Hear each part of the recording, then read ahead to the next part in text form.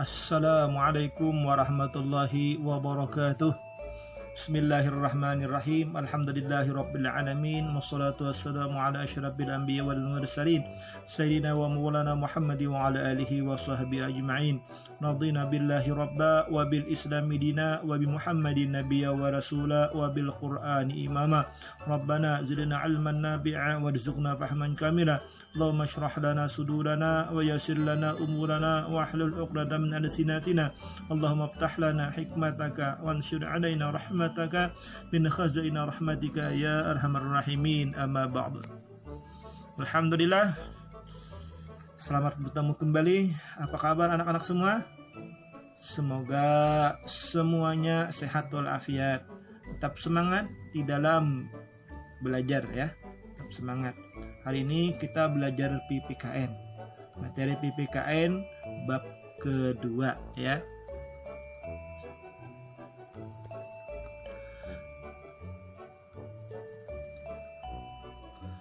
Dalam bab 2 ini kita akan mempelajari tentang pembukaan Undang-Undang Dasar Negara Republik Indonesia tahun 1945, yang mana terdiri dari 3 materi. Materi pertama tentang makna alinea pembukaan Undang-Undang Dasar 1945. Yang kedua, pokok-pokok pikiran pembukaan Undang-Undang Dasar Negara Republik Indonesia 1945.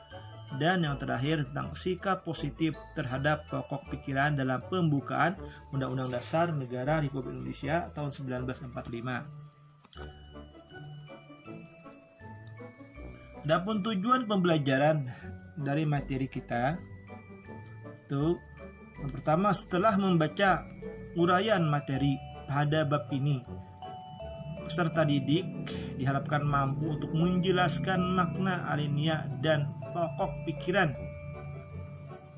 pembukaan Undang-Undang Dasar 1945. Yang kedua, setelah membaca dan menyimak materi ini, kalian sebagai peserta didik diharapkan mampu untuk menganalisis dan menyintesiskan makna alinea serta pokok pikiran pembukaan UUD 45 yang terkandung dalam wacana tersebut dengan tepat. Kemudian yang ketiga, setelah melakukan pengamatan, peserta didik harap mampu untuk mengidentifikasi dan menerapkan pokok pikiran pembukaan UUD 45 dalam kehidupan sehari-hari dengan baik. Dan yang terakhir, setelah mempelajari seluruh materi pada bab ini, kalian sebagai peserta didik diharapkan mampu untuk menciptakan sebuah karya sederhana dengan baik. Oke. Baik, kita langsung masuk pada materi kita tentang pembukaan Undang-Undang Dasar 1945. Puji syukur kehadirat Allah Subhanahu wa taala ya. Tuhan yang Maha Esa. Kalian telah menuntaskan materi bab 1. Semoga kalian dapat mengamalkan nilai-nilai Pancasila dalam kehidupan sehari-hari dimanapun berada. Selanjutnya akan dibahas mengenai pembukaan UUD 1945. Pada bab ini, kalian akan menganalisis pokok pikiran pembukaan UUD 45, mendeskripsikan arti penting dari pokok pikiran UUD 45, serta dapat memperlihatkan sikap dan perilaku yang sesuai dengan nilai-nilai yang terkandung dalam pokok pikiran pembukaan UUD 45, sehingga menjadi warga negara yang memiliki kesadaran berkonstitusi yang tinggi. Sebelum kalian mempelajari materi pada bab ini, coba kalian baca kembali serta kalian cermati pembukaan UUD 45 ya. Yang berikut ini, mari kita sama-sama baca pembukaan UUD 45 ini ya, yang sering kita dengari pembacaannya pada setiap hari Senin upacara bendera ya. Semoga kalian juga hafal sudah ya. Baik, kita baca sama-sama. Kita mulai.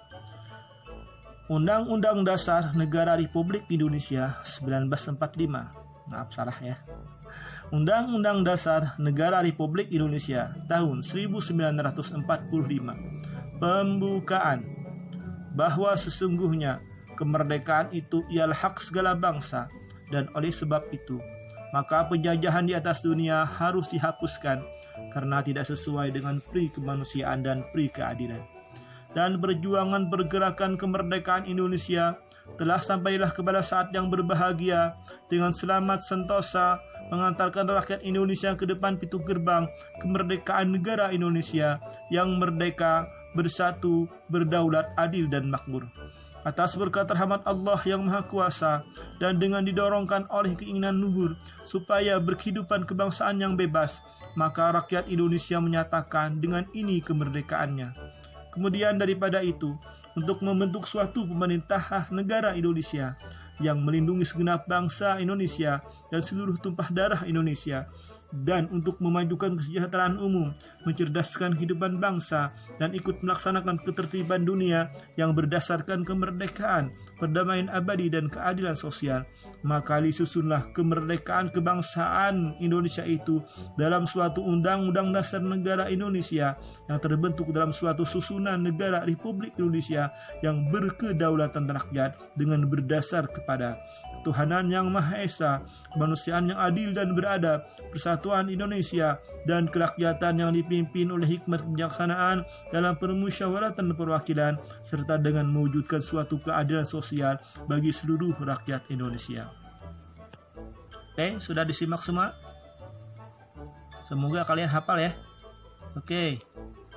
Baik, langsung masuk pada materi bagian A, yaitu tentang makna alinea pembukaan Undang-Undang Dasar Negara Republik Indonesia tahun 1945. Alinea pertama pembukaan UUD 45 menjelaskan pernyataan kemerdekaan sebagai hak bagi semua bangsa di dunia, karena kemerdekaan merupakan hak asasi sebuah bangsa yang bersifat universal. Alinea ini memuat dalil objektif, yaitu bahwa penjajahan itu tidak sesuai dengan pri kemanusiaan dan pri keadilan. Penjajahan bertentangan dengan nilai-nilai kemanusiaan, karena penjajahan memandang manusia tidak memiliki derajat yang sama. Lihat gambar berikut. Ini adalah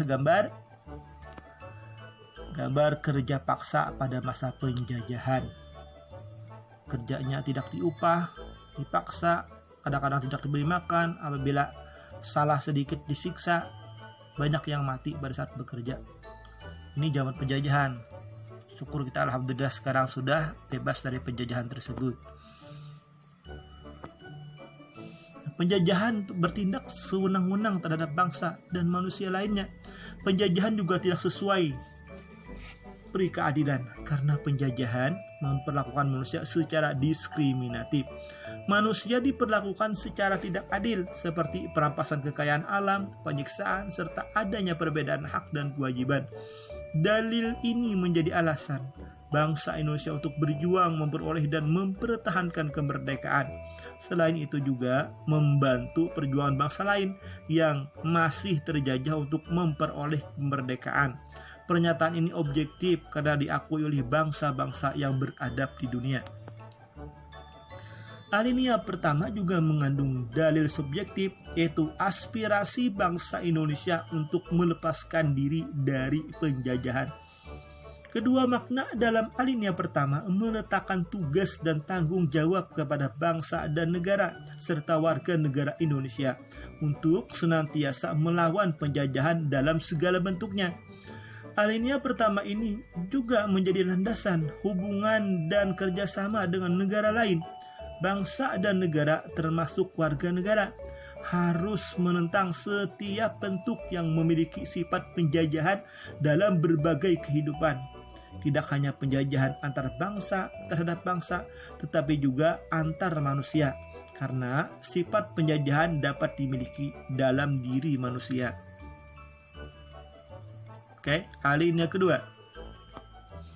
Alinea kedua menunjukkan ketepatan dan ketajaman penilaian bangsa Indonesia bahwa A. Perjuangan bangsa Indonesia telah mencapai tingkat yang menentukan. B. Momentum yang telah dicapai harus dimanfaatkan untuk menyatakan kemerdekaan. C. Kemerdekaan harus diisi dengan kewajiban dengan mewujudkan negara Indonesia yang merdeka, bersatu, berdaulat, adil, dan makmur. Alinea kedua ini menjelaskan bahwa kemerdekaan sebagai cita-cita bangsa ini telah sampai pada saat yang menentukan perjuangan bangsa Indonesia dalam merebut kemerdekaan. Hal ini berarti timbul kesadaran bahwa kemerdekaan dan keadaan sekarang tidak dapat dipisahkan dari keadaan sebelumnya. Kemerdekaan yang diraih merupakan perjuangan para pendahulu bangsa Indonesia. Mereka telah berjuang dengan mengorbankan jiwa dan raga demi kemerdekaan bangsa dan negara. Sebagai bangsa Indonesia, kita harus menyadari bahwa kemerdekaan bukanlah akhir dari perjuangan bangsa. Kemerdekaan yang diraih harus mampu mengantarkan rakyat Indonesia menuju cita-cita nasional, yaitu negara yang merdeka, bersatu, berdaulat, adil, dan makmur. Negara yang merdeka berarti negara yang terbebas dari penjajahan bangsa lain. Bersatu menghendaki bahwa Indonesia bersatu dalam negara kesatuan, bukan bentuk negara lain, bukan bangsa yang terpisah-pisah secara geografis maupun sosial. Berdaulat mengandung makna bahwa bangsa negara Indonesia sederajat dengan negara lain yang bebas menentukan arah dan kebijakan bangsa tanpa campur tangan negara lain. Adil menjelaskan bahwa negara Indonesia menegakkan keadilan bagi warga negaranya. Keadilan berarti adanya keseimbangan antara hak dan kewajiban warga negara. Hubungan antara negara dengan warga negara serta warga negara dengan warga negara dilandasi oleh prinsip keadilan. Negara Indonesia hendak mewujudkan keadilan dalam berbagai kehidupan secara politik, ekonomi, sosial budaya, dan pertahanan keamanan. Makna makmur menghendaki negara mewujudkan kemakmuran dan kesejahteraan bagi warga negaranya. Kemakmuran tidak saja secara material tetapi juga mencakup kemakmuran secara spiritual atau kebahagiaan batiniah. Kemakmuran yang diwujudkan bukan kemakmuran untuk perorangan atau kelompok, namun kemakmuran bagi seluruh lapisan masyarakat. Dengan demikian, prinsip keadilan, kekeluargaan, dan persatuan melandasi perwujudan kemakmuran warga negara. Inilah cita-cita nasional yang ingin dicapai oleh bangsa Indonesia dengan membentuk negara. Kemerdekaan bukanlah akhir dari perjuangan bangsa, namun harus diisi dengan perjuangan mengisi kemerdekaan dengan mewujudkan cita-cita nasional. Alinea ketiga. Alinea ketiga menjelaskan bahwa kemerdekaan yang dicapai oleh bangsa Indonesia adalah rahmat dan anugerah Tuhan Yang Maha Kuasa. Hal ini merupakan motivasi spiritual perwujudan sikap dan keyakinan bangsa Indonesia terhadap Tuhan Yang Maha Esa. Melalui alinea ketiga ini, bangsa Indonesia menyadari bahwa tanpa rahmat Tuhan Yang Maha Kuasa, maka bangsa Indonesia tidak akan merdeka. Kemerdekaan yang dicapai tidak semata-mata hasil jerih payah perjuangan bangsa Indonesia, tetapi atas kuasa Tuhan Yang Maha Esa.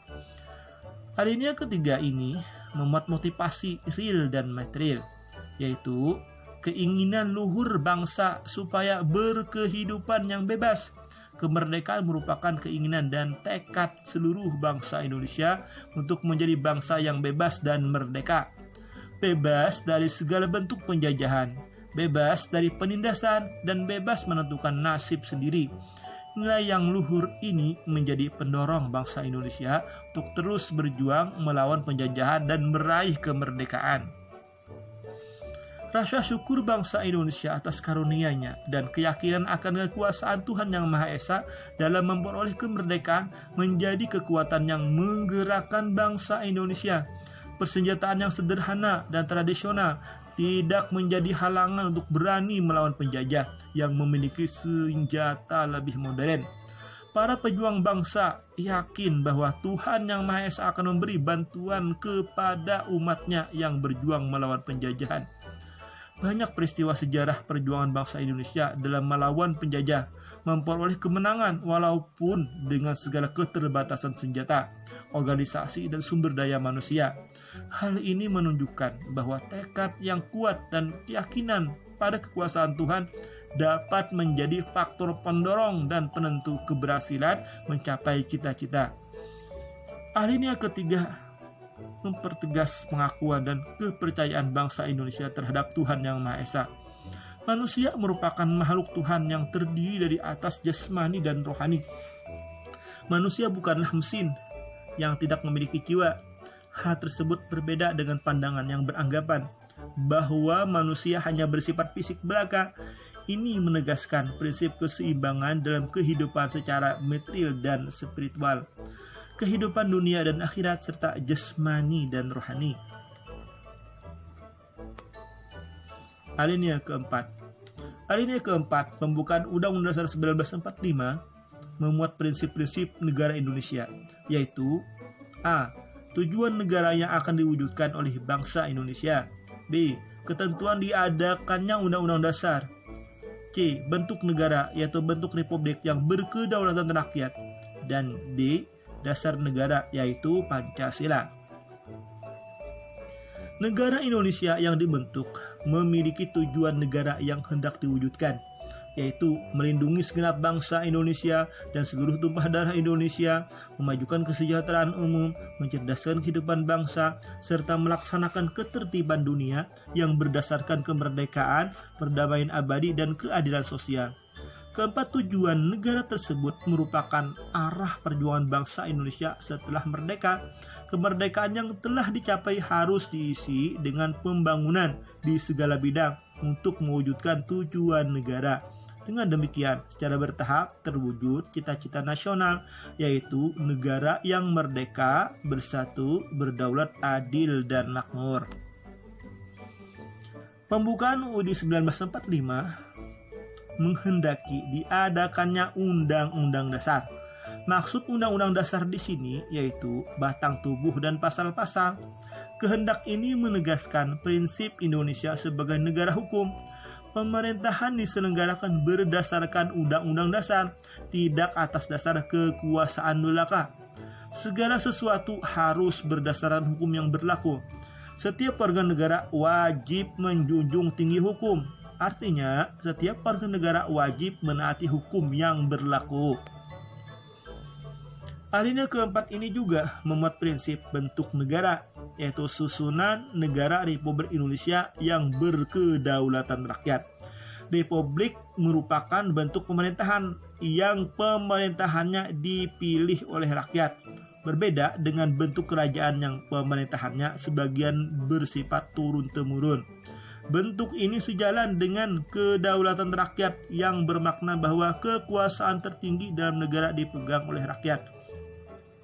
Rakyat yang memiliki kekuasaan untuk menyelenggarakan pemerintahan, baik secara langsung maupun tidak langsung, melalui lembaga perwakilan rakyat. Alinea keempat memuat dasar negara Pancasila, yaitu ketuhanan yang Maha Esa, kemanusiaan yang adil dan beradab, persatuan Indonesia, dan kerakyatan yang dipimpin oleh hikmat, kebijaksanaan dalam permusyawaratan perwakilan, serta dengan mewujudkan suatu keadilan sosial bagi seluruh rakyat Indonesia. Kelima sila Pancasila merupakan satu kebulatan utuh, satu kesatuan yang tidak terpisahkan. Dengan dicantumkannya rumusan Pancasila dalam pembukaan UUD 1945 secara yuridis konstitusional, Pancasila sah, berlaku, serta mengikat seluruh lembaga negara, lembaga masyarakat, dan setiap warga negara. Oke, kesimpulan. Dari materi yang dipaparkan tadi, ada beberapa kesimpulan yang dapat disimpulkan. Yang pertama, tentang maksud atau kandungan dari setiap alinea dari pembukaan UUD 1945. Alinea pertama itu mengandung pengertian atau adalah makna setiap bangsa mempunyai hak untuk merdeka. Kemudian alinea kedua itu mengandung makna bahwa perlu upaya untuk memerdekakan terlebih dahulu bangsa Indonesia dari penjajahan, baru menentukan nasib bangsa dan negara.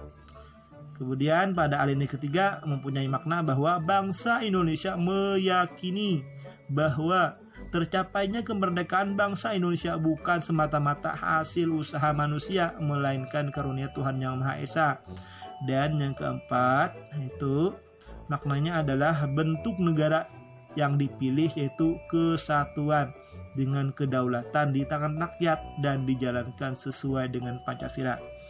Kemudian kesimpulan yang kedua bahwa dari pembukaan UUD 45 itu terdiri dari 4 macam pokok pikiran.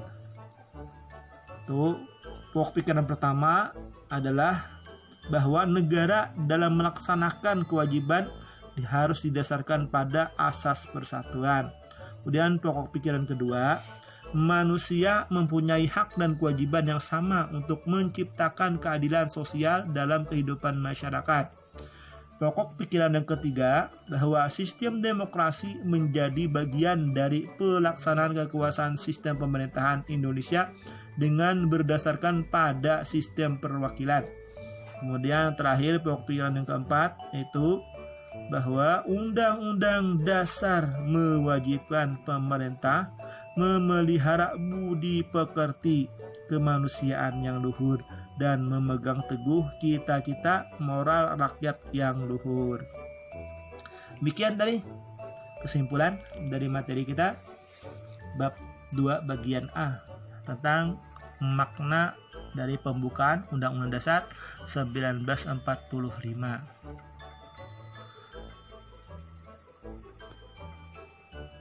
Bagaimana? Bisa kalian paham semua? Oke, untuk selanjutnya Bapak minta untuk lebih memberikan pemahaman yang luas bagi kalian, tolong bacai materi PDF yang Bapak berikan juga. Selain dari video ini, kalian juga harus menyimak dari uraian materi yang ada di PDF ya, PDF. Jika ada pertanyaan, nanti silahkan tanyakan lewat komentar yang ada di Classroom ya. Setelah ini kalian akan Bapak berikan tugas itu yaitu menjawab soal atau mengerjakan post-test ya. Seperti biasa mengerjakan post-test tentang materi ini. Ya. Kerjakan baik-baik. Sebagai bentuk kalian benar-benar menyimak dari materi yang Bapak berikan pada hari ini. Oke. Semoga apa yang kita pelajari pada hari ini dapat bermanfaat bagi kita ya, khususnya bagi kalian sebagai pelajar. Jadilah pelajar yang benar-benar mengerti tentang hak dan kewajiban sebagai warga negara, menjadi generasi penerus yang dapat diharapkan dan diandalkan. Oke ya, Bapak akhiri pembelajaran hari ini dengan ucapan wabillahi taufiq wal hidayah wal afu minkum. Wassalamualaikum warahmatullahi wabarakatuh.